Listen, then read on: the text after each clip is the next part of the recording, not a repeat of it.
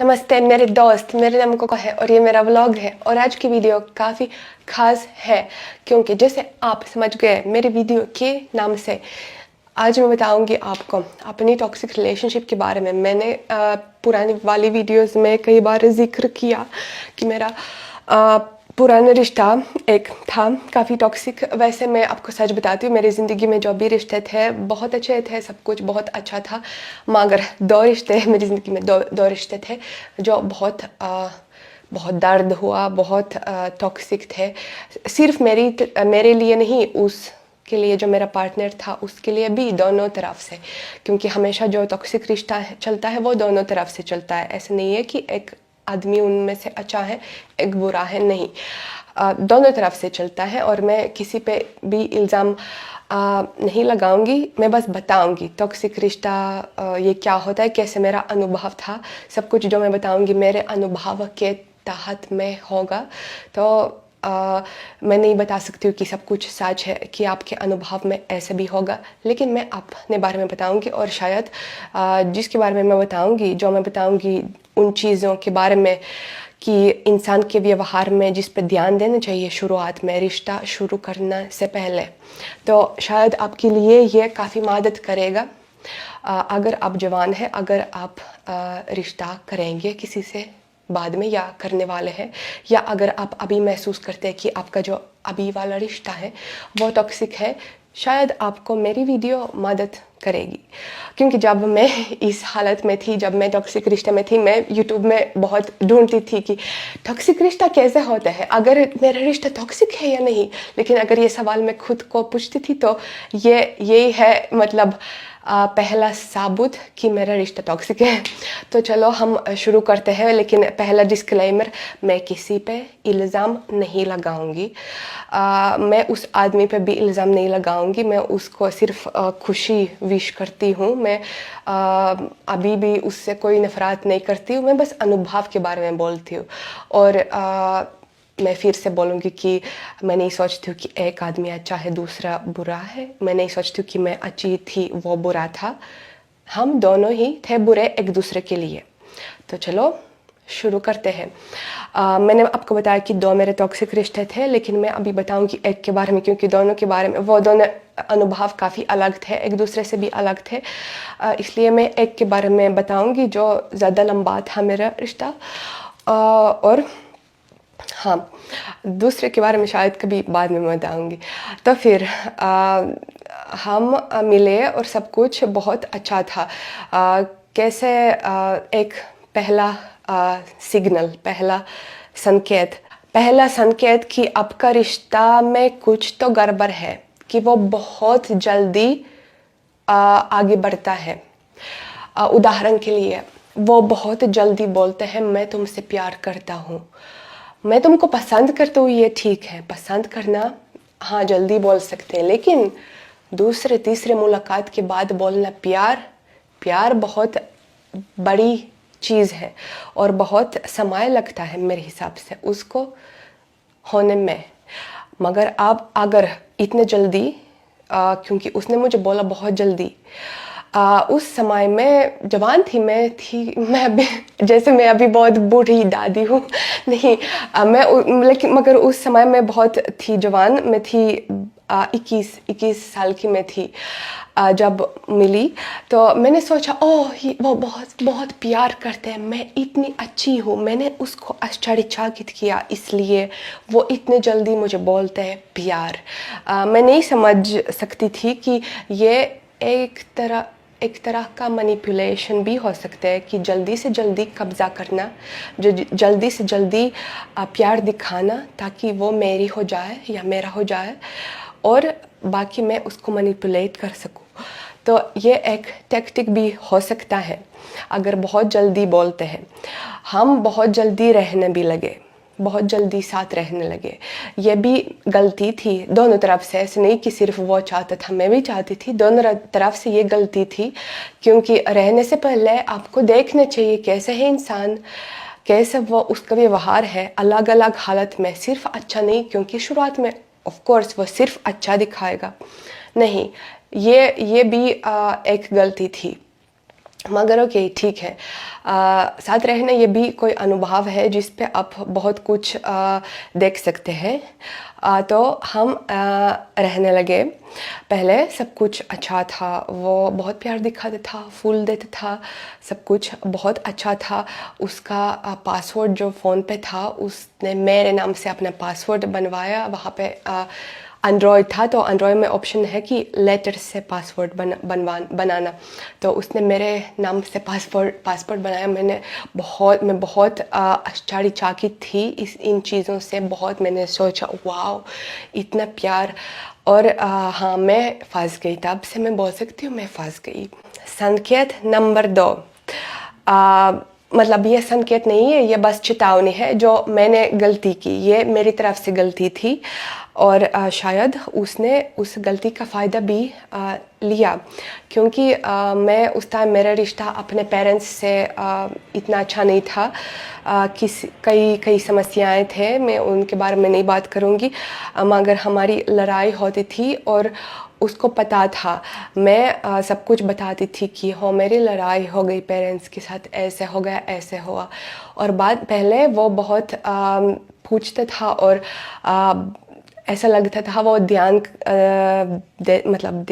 रखता है, ध्यान रखता है। यहाँ वो रखता था, मगर बाद में जब वो गुस्सा करता था या कुछ ऐसे, वो मेरी कमज़ोरियों का फ़ायदा उठाता था, क्योंकि उसको पता था कि मेरी पेरेंट्स, मेरी लड़ाई हो गई और वो मेरी रक्षा नहीं करेंगे क्योंकि मेरी लड़ाई हो गई। मैं उस टाइम में तो बहुत समय तक से पेरेंट्स के साथ नहीं रहती हूँ, क्योंकि राशन लोग जब से वो 18 साल हो जाते हैं वो अपना घर छोड़ते हैं और कॉलेज पढ़ने जाते हैं अलग शहर। तो राशन में ये नॉर्मल है।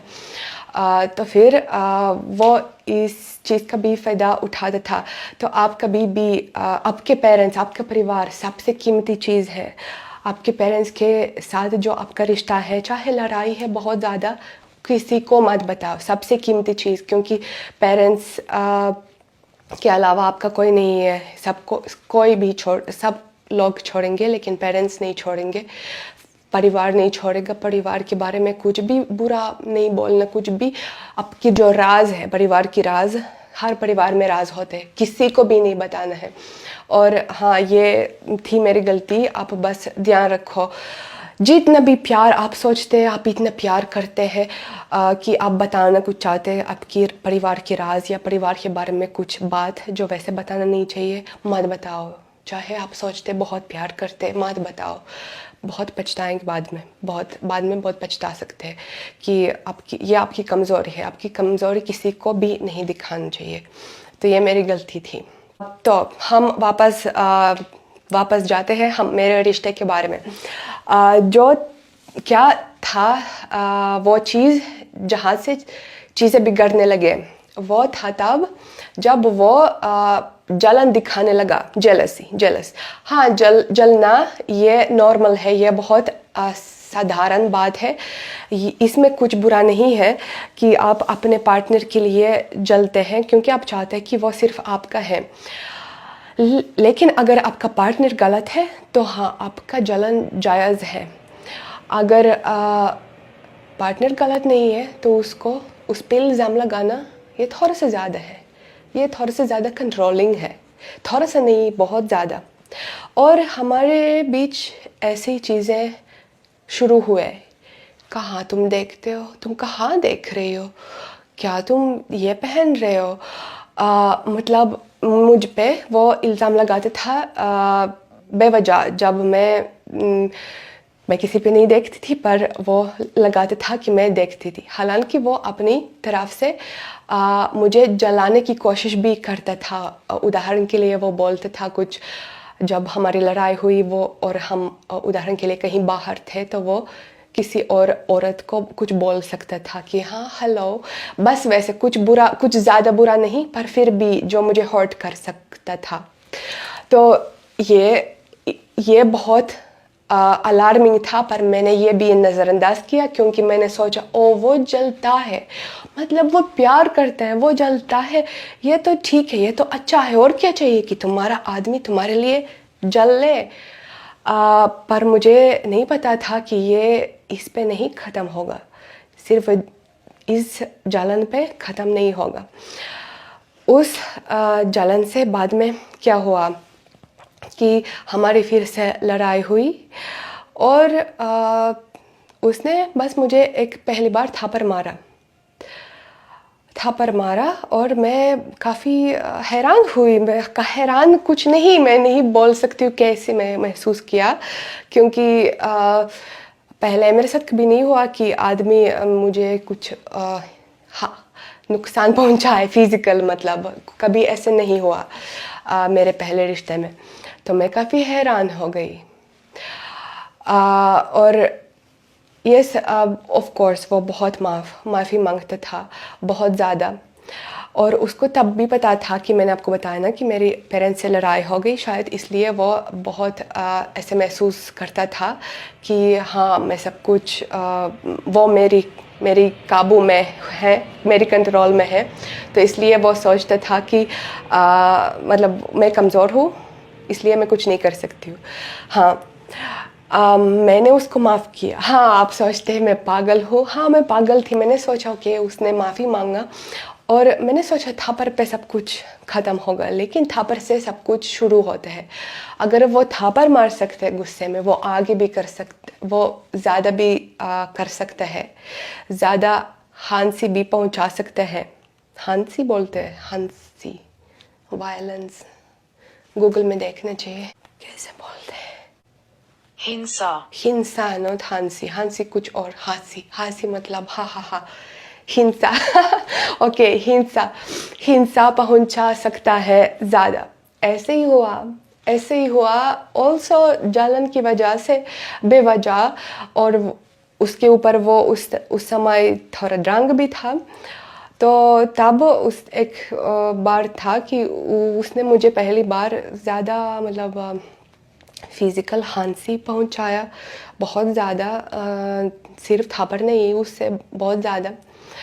और मैं भी ये जिक्र करना भूल गई कि वो राशन नहीं था, वो दूसरे देश से था।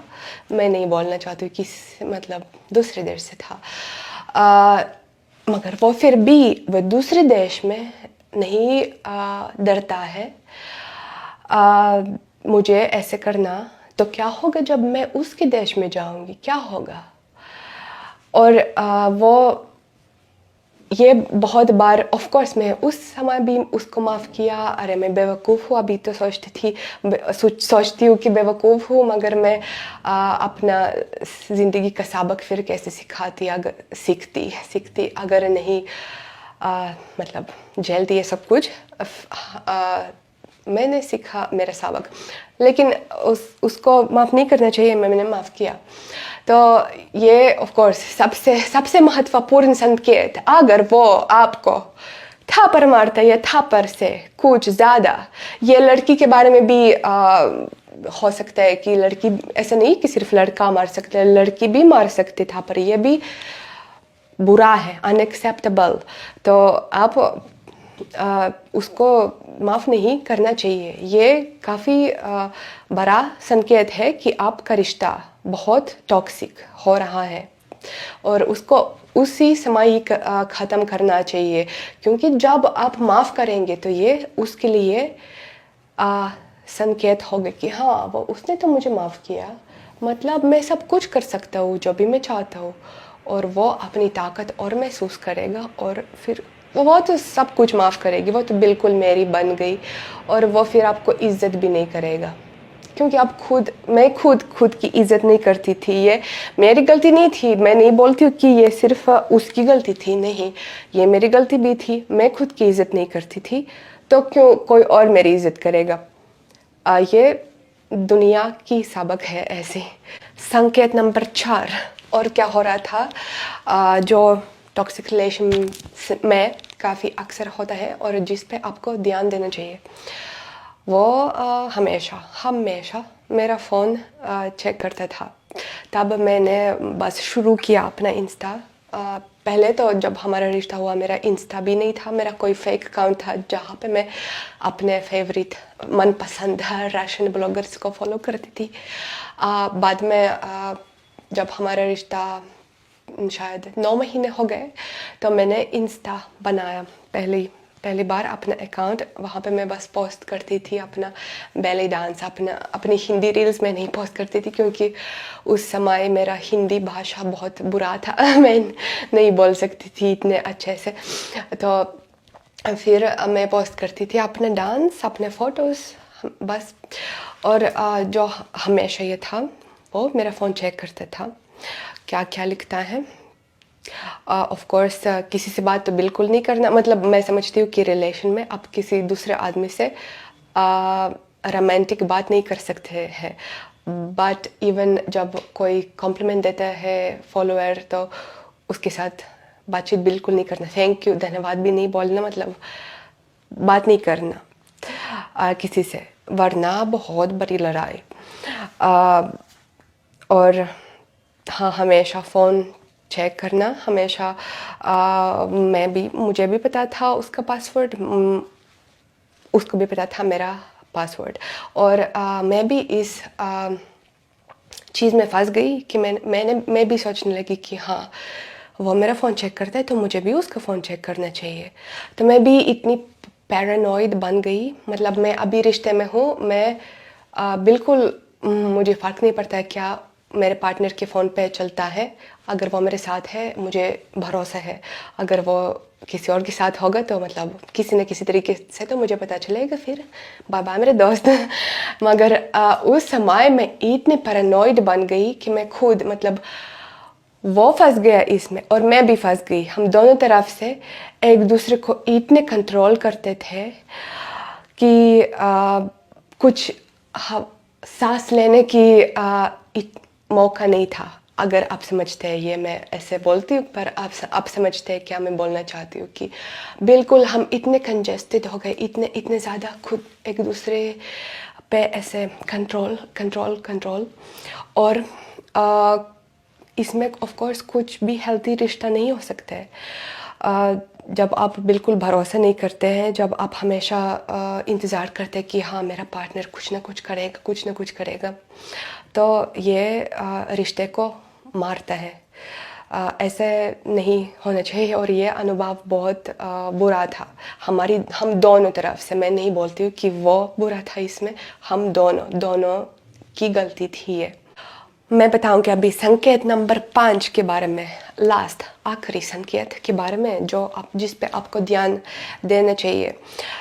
जब वो ड्रंक होता था, कभी कभी ये ठीक है, कभी कभी मैं भी परी नहीं हूँ जैसे मैं आपको बोला, मुझे भी कभी आराम करने के लिए चाहिए थोड़ा सा शराब, रेड वाइन की गिलास, मगर हमेशा ये बुरा है।